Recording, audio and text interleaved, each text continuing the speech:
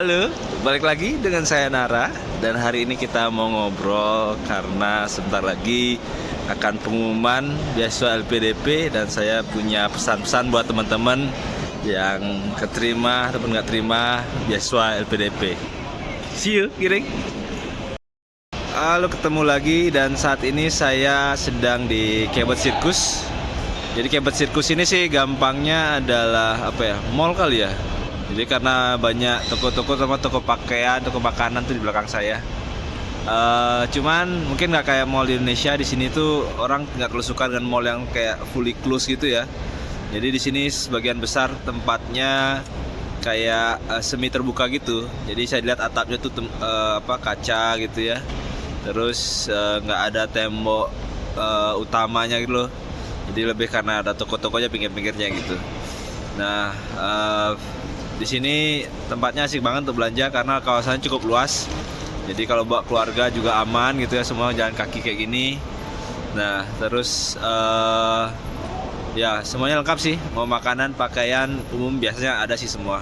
Yang mau paling murah sampai yang paling bermerek, barang bermerek sini hal yang biasa aja sih. Jadi nggak terlalu heboh gitu. Barang-barang yang mungkin kalian kenal sangat mewah itu mahal di Indonesia, ya di sini kayak pakaian sehari-hari aja gitu. Barang-barang yang biasa aja.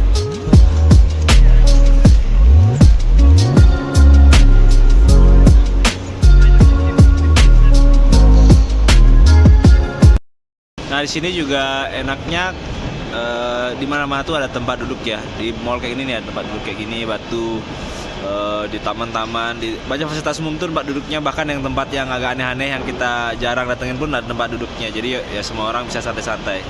Itu salah satu ciri khas kota-kota di Inggris ya. Dan juga tempat sampah biasanya tuh yang di belakang itu yang kayak coffee cup itu adalah tempat sampah khusus untuk kopi.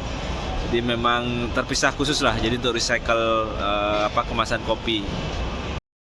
Nah, hari ini tuh khusus bahasanya saya mau ngobrol tentang beasiswa LPDP lagi. Pertama karena tanggal 8 Juni kalau nggak salah itu adalah pengumuman beasiswa LPDP. Jadi pertama saya mau kasih selamat buat teman-teman yang sudah keterima. Selamat datang di keluarga besar LPDP. Semoga bisa berkontribusi besar untuk Indonesia. Tapi saya juga mengucapkan selamat untuk teman-teman yang belum lulus untuk beasiswa LPDP, karena itu artinya kalian punya kesempatan jauh lebih besar bagi kalian untuk bisa mengembangkan diri kalian gitu ya. Dan LPDP bukan akhir dari dunia, jadi kalian masih punya kesempatan gitu. Dan saya sendiri sudah berkali-kali daftar LPDP, berkali-kali pernah gagal juga. Saya pernah gagal di beasiswa di tingkat administrasinya, pernah juga saat wawancara. Jadi saya merasakan apa yang kalian rasakan. Jangan takut kalau memang jodoh kalian untuk bisa sekolah lanjut, entah dalam luar negeri dengan beasiswa LPDP, kalian pasti akan dapat gitu. Jadi tenang saja teman-teman. Dan walaupun tidak, dunia ini masih sangat luas. Kalian masih bisa berkarya, kalian masih bisa sukses, kalian masih bisa jadi orang hebat dengan atau tanpa beasiswa LPDP. Jadi tetaplah berkarya teman-teman, mau kalian diterima atau tidak beasiswa LPDP. Nah, jadi ini terutama untuk bagi teman-teman yang sudah keterima beasiswa LPDP atau beasiswa lain yang ingin datang ke Inggris. Saya punya pesan khusus nih buat teman-teman perihal situasi terkini di Inggris ini ya, yang sangat mempengaruhi kita sebagai pelajar, mahasiswa gitu, apalagi dengan beasiswa. Jadi yang teman-teman harus tahu bahwa saat ini di Inggris ini kasarnya sedang krisis ya. Jadi negara Inggris yang besar banget ini sedang dalam masa yang secara ekonomi itu lumayan menantang dalam standar mereka, dalam artian bahwa sekarang tuh lagi ada banyak kenaikan harga, kemudian banyak juga lanjutannya karena banyak harga-harga naik, sedangkan pemasukan mereka juga tidak bertambah cukup signifikan gitu selama bertahun-tahun. Sekarang mulai banyak ada demo, ada banyak tuntutan. Kalau di sini sebutnya strike ya, strike itu ya kasarnya demo lah kalau di Indonesia. Jadi strike itu yang meminta kenaikan gaji, pemasukan gitu. Dan itu cukup rutin terjadi di Inggris. Nah, perihal demo atau strike tadi itu saat ini cukup rutin, kayak hampir setiap minggu tuh ada demo atau strike. Dan yang melakukan demo biasanya kalau di sini tuh bagusnya meskipun mereka demo, mereka tuh tertib, dalam artian demo tuh pasti selalu terjadwal dan kita dapat info yang jelas gitu. Dan mereka kayak ada tematiknya gitu. Jadi misal hari ini gitu misalnya ada demo atau strike dari tenaga medis gitu, atau kadang lebih spesifik misalnya dokter hari ini strike, kemudian besok ada perawat misalnya, kemudian berikutnya ada petugas medis ambulan misalnya. Nah, mereka bertema seperti itu gitu. Jadi yang saat ini paling banyak ada strike itu adalah yang pertama tadi tenaga medis, yang kedua itu adalah tenaga pendidikan, dalam hal ini guru dan dosen, terutama dosen ya. Itu banyak banget demonya, hampir setiap bulan ada. Dan satu lagi itu kayak tenaga kerja secara umum gitu ya. Yang sangat mempengaruhi adalah tenaga kerja di bidang transportasi. Karena kalau mereka strike, itu biasanya kereta atau bus itu berkurang banget jumlahnya, sangat terbatas, dan kita harus menyesuaikan. Nah, tadi jadi yang strike kira-kira bidangnya itu dan tuntutannya hampir serupa sebenarnya, yaitu meminta kenaikan gaji, memberikan gaji yang layak bagi mereka gitu ya. Karena kan terutama mungkin dari bidang pendidikan, dosen gitu, dan juga tenaga medis kan tenaga ahli ya. Tapi di sini sebenarnya sih kalau dibanding Indonesia mereka dapat masukan yang lebih ya. Tapi kan sekali lagi standar hidupnya beda. Kalau di sini di Inggris standar hidupnya jauh lebih berat gitu. Jadi ya mereka merasa sangat kurang gitu. Dan itu sangat masuk akal sih, karena di sini untuk sistem kesehatan mereka pakai NHS, jadi kayak BPJS kalau di Indonesia. Cuman sayangnya NHS ini kan sebenarnya bayarnya mahal bagi kita gitu. Cuman ternyata dana itu tidak banyak masuk untuk tenaga kerjanya, dalam arti dokter, perawat tuh ternyata nggak dapat masukan yang lumayan berarti lah, meskipun dapat NHS mengumpulkan dana yang lumayan besar gitu. Jadinya ya mereka protes gitu. Begitupun juga dosen itu bertahun-tahun sudah tidak mengalami kenaikan gaji atau masukan, standar masukan, dan jenis strike atau demo. Nah, bagi kita mahasiswa, terutama yang menggunakan beasiswa, berpengaruh nggak sih demo atau strike ini? Tentu berpengaruh banget ya. Pertama, kalau yang ketika demonya dosen yang paling dekat sama kita ya. Nah, di sini tuh selama setahun kemarin itu banyak banget kelas yang di-cancel, jadi nggak ada kelas sama sekali. Dan di sini tuh aturannya ya kalau dia cancel tuh nggak bisa digantikan gitu loh. Jadi ya bener nggak belajar teman-teman. Jadi belajar sendiri aja masing-masing. Kalau ada yang cukup baik mungkin dikasih tugas PR gitu ya, atau belajar mandiri kasih guidance-nya gitu. Ya kalau nggak ya sudah gitu. Dan pihak universitas pun nggak bisa berbuat banyak gitu ya. Mereka cukup kelabakan juga melihat banyaknya dosen yang demo tadi. Nah, nggak cuma berhenti di kelas. Demo ini juga ada berbagai macam, termasuk demo tidak mau memberikan nilai. Nah, ini lebih parah lagi nih. Jadi mereka nggak mau kasih nilai ke mahasiswanya, jadinya mahasiswanya kesulitan untuk lulus. Nah, ini untungnya belum ada sampai yang kasusnya parah ya. Ini lagi berusaha diantisipasi oleh universitas dan juga pihak pemerintah gitu. Cuman cukup berpengaruh untuk kita mahasiswa. Nah, pihak kedua yang saya rasa sangat berpengaruh selain dari sektor pendidikan itu bidang kesehatan. Karena kan di sini tuh ya karena demonya banyak gitu ya, sedangkan memang sejak awal jumlah tenaga medis, dokter, perawat itu memang cukup terbatas. Jadi kita ini kalau sakit itu cukup sulit mendapatkan pelayanan gitu ya. Untuk bisa ketemu dokter itu susah banget di sini, ketemu kecuali teman-teman urgent gitu ya. Jadi kalau cuma sakitnya batuk pilek itu sulit banget cari appointment, mungkin hari ini baru dapat 3 bulan lagi misalnya udah duluan sembuh kan gitu. Jadi kalau sakit-sakit yang ringan-ringan tuh sulit banget untuk bisa ketemu sama tenaga medis ini. Memang sih kalau yang urgent atau yang darurat itu masih sangat cepat ya pelayanannya ya. Dan memang kita sama sekali nggak bayar apa-apa lagi karena sudah pakai NHS tadi, sudah pakai asuransi yang disediakan oleh negara gitu. Cuman ya tetap aja di beberapa situasi kita cukup kelabakan ya teman-teman untuk bisa mendapatkan fasilitas kesehatan di sini. Nah, yang ketiga cukup berpengaruh itu kalau ketika yang strike atau demo itu adalah dari pihak transportasi, terutama bagi teman-teman yang karena di sini kan sangat mengandalkan public transport ya. Di sini public transportnya sangat affordable gitu dan sangat biasanya reliable, apalagi kalau teman-teman tinggal di London misalnya. Itu kan bus, train, tube itu kereta bawah tanah gitulah antar di dalam kota. Nah itu sangat membantu kalian untuk mobilisasi kemanapun dan sangat bisa diandalkan lah. Selalu on time, jarak waktunya juga pendek-pendek, jadi kalian tidak pernah terlambat segala macam. Nah namun saat strike itu jumlahnya berkurang banyak biasanya atau bahkan sama sekali tidak beroperasi. Jadi teman-teman akan kesulitan tuh mau kemana-mana, apalagi kalau teman-teman tinggal di kota mana terus kuliahnya di mana gitu misalnya, atau ada harus ikut seminar apa atau workshop apa, pelatihan apa, lomba apa di kota lain gitu. Itu kan banyak banget tuh kegiatan di sini.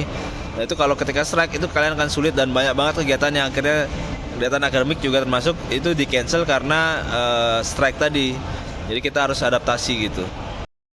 Nah terus dengan banyak strike tadi, demo tadi gimana? Apakah kita jadi tidak bisa lulus dan segala macam? Ya sebenarnya sih ya sekali lagi di sini bagaimanapun situasinya itu mereka masih cukup tertata lah menurut saya ya, dalam artian bahwa mereka masih strike tadi itu semuanya terjadwal dan teman-teman akan dapat info paling nggak seminggu lah atau 2 minggu. Jadi teman-teman akan sudah tahu bahwa ini akan di cancel, ini nggak bisa, ini nggak jadi, itu kalian sudah tahu, jadi kalian sudah bisa siap. Nah itu bagusnya ya.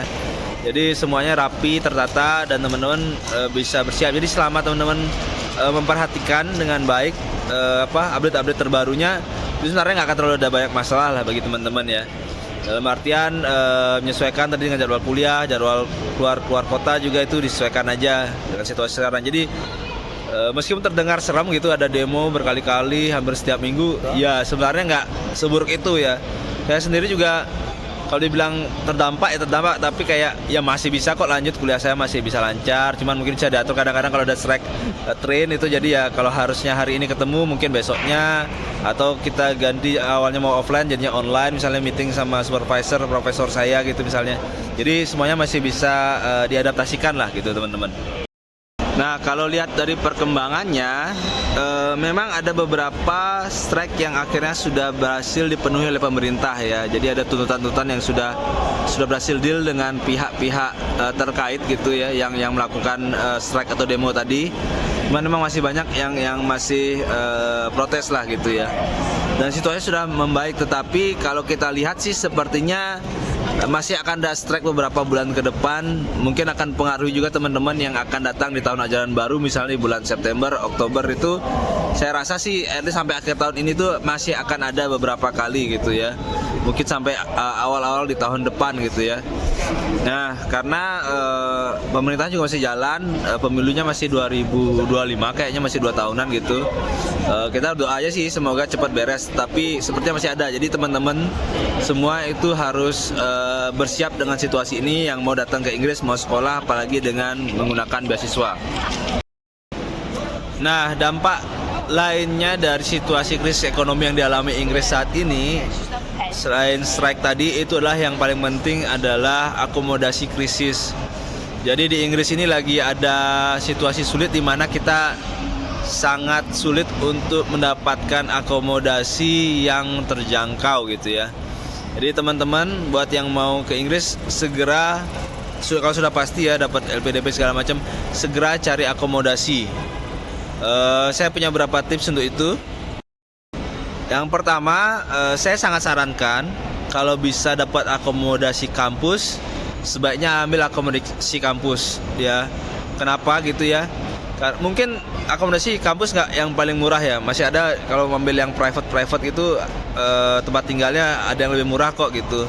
Cuman akomodasi kampus tuh lebih secure lah, teman-teman biasanya sudah tenang.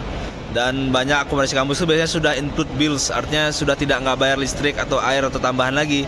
Jadi biayanya sudah full, keamanannya juga biasanya lebih terjamin dan segala macam. Jadi kalau teman-teman bisa dapat akomodasi kampus, saya sangat sarankan akomodasi kampus gitu. Nah kalau nggak bisa akomodasi kampus, tentu opsi keduanya adalah akomodasi private ya. Nah ini teman-teman bisa, kalau bisa itu kalau punya teman-teman yang sudah tinggal di sini, sebaiknya kontak teman-teman di sini kalau bisa melanjutkan tempat tinggal mereka gitu ya. Nah kalau enggak, teman-teman ya bisa gunakan berbagai aplikasi yang terbuka untuk bisa kalian cari akomodasi. Misal Zoopla, kemudian ada Rightmove, kemudian ada open rent dan beberapa lainnya ya. Nah, tapi teman-teman ketika cari akomodasi private nih harus hati-hati, karena akhir-akhir ini banyak ada scam atau penipuan di mana mereka meminta uang terlebih dahulu tanpa teman-teman dapat mengecek gitu ya. Dan ini bahaya banget dan beberapa sudah kejadian, jadi sangat hati-hati. Jadi pastikan teman-teman bisa viewing sebelum ada deal-deal gitu ya. Dan kalau bisa sih ada pihak ketiga di tengahnya gitu ya. Entah itu agensi, entah itu teman yang kalian kenal untuk bantu viewing misalnya. Atau viewing itu artinya lihat ke lokasi tempat akomodasinya gitu ya, untuk ngecek langsung gitu. Jadi hati-hati banget teman-teman. Saya sarankan gunakan tadi banyak sekali, ada juga beberapa akomodasi yang kalian bisa share. Maksudnya dalam share itu dengan sesama atau dengan yang punya rumah gitu. Jadi dalam satu rumah ada yang punya, terus kalian nyewa satu kamar misalnya, itu juga ada di sini. Namanya apa, spare room kalau salah ya. Nanti saya kasih deh link-linknya ya. Jadi ada Zoopla, ada Rightmove, spare room, open rent, dan kalau nanti saya ketemu lagi saya akan taruh di deskripsi deh apa saja yang bisa kalian cari gitu ya. Nah jadi itu. Nah saran terakhir saya untuk akomodasi teman-teman, mungkin jangan terlalu berharap untuk bisa dapat yang akomodasi yang sangat murah sekali gitu ya. Karena biasanya kalau terlalu murah itu ada kemungkinan besar itu penipuan. Kalau harganya udah nggak masuk akal ya. Karena banyak orang memanfaatkan situasi ini. Jadi teman-teman cari yang harganya masuk akal gitu ya. Sesuaikan dengan budget beasiswa. Memang tidak gampang untuk cari yang cocok dan harganya cocok juga. Tapi itu masih possible didapatkan gitu ya. Masih teman-teman banyak yang dapat di sini. Jadi saya rasa itu teman-teman juga bisa dapat gitu. Cuman hati-hati aja. Dan ya cukup maklum lah. Maksudnya beasiswa, kalau beasiswa LPDP terutama itu jumlahnya sejauh ini sih cukup ya. Cukup banget gitu. Mungkin sekitaran 60-80% dari uang LA atau living allowance yang kalian dapat dari LPDP itu untuk berakhir jadi akomodasi. Tapi that's okay, that's not a problem gitu. Karena yang lainnya kalian bisa berhemat gitu. Kalian bisa makannya itu masak misalnya, atau ya tadi pakai public transport atau pakai sepeda. Di sini kan sangat nyaman pakai sepeda dan jalan kaki ya. Jadi saya rasa kalian bisa sangat berhemat dari situ. Jadi teman-teman jangan takut untuk cari yang harganya tuh ya nggak terlalu mahal tapi juga nggak harus terlalu murah gitu ya. Kalian cukup kok hidupnya di sini dengan beasiswa LPDP. Kecuali kalian suka foya-foya, suka ikut party, suka banyak nonton konser segala macam, ya itu pasti nggak cukup. Itu kalian harus tombok sendiri gitu. Itu saja dari saya. Mungkin saya akan ajak kalian teman-teman keliling dikit dari Sahabat Sirkus ini, lihat situasi di sini. Dan saya doakan semoga teman-teman selamat sampai tujuan, sampai di tempat kuliah masing-masing. Sekali lagi selamat yang sudah terima dan tidak keterima di beasiswa LPDP. Dan sampai jumpa di Inggris. Bagi yang teman di Inggris, kita tunggu di Inggris. Dan jangan lupa gabung di Mata Garuda Britania dan Irlandia bersama saya dan teman-teman lainnya. Sampai jumpa teman-teman, bye-bye.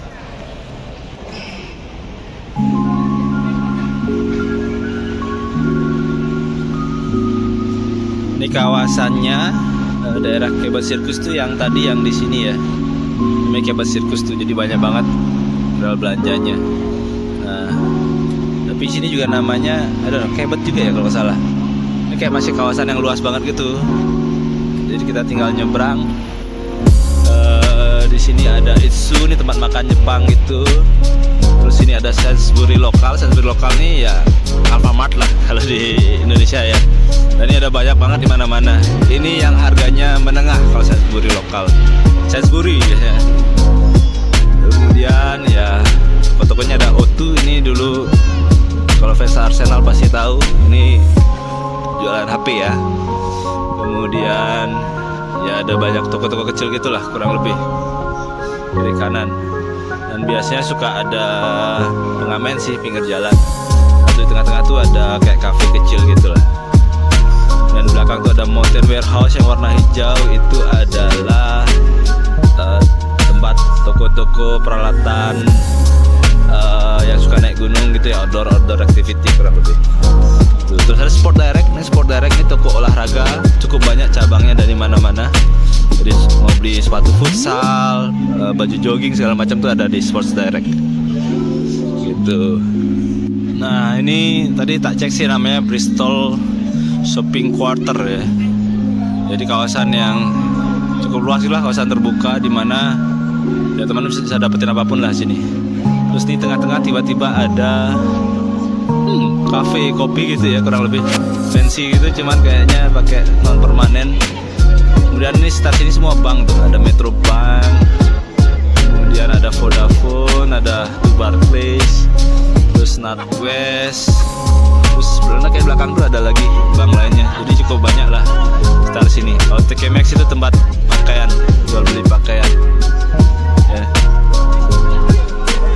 Nah ini lucu nih, tengah-tengah yang lain toko pakaian segala macam, tengah-tengah ada dagang buah dan sayur gitu ya. Ini pedagang lokal gitu sih, biasanya sih orang Timur Tengah ya. Nah, kemudian ada ini toko perbaikan jam dan juga jam ya kayaknya nih ya, untuk jam sih gitu.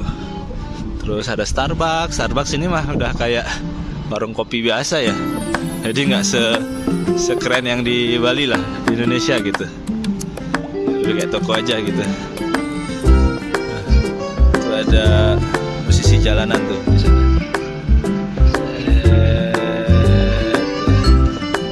Cool ya, keren ya.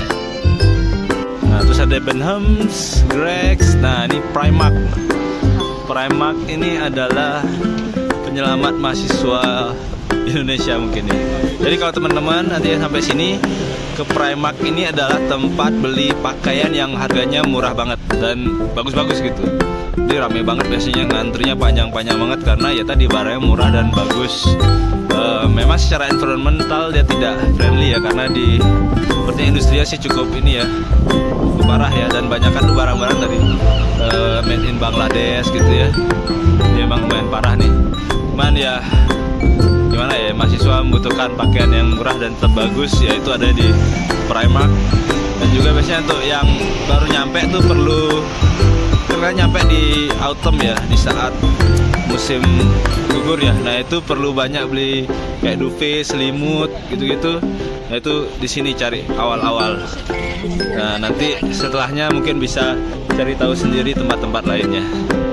Nah kalau ini namanya Boots ya. Boots ini gampangnya apa ya, apotek ya.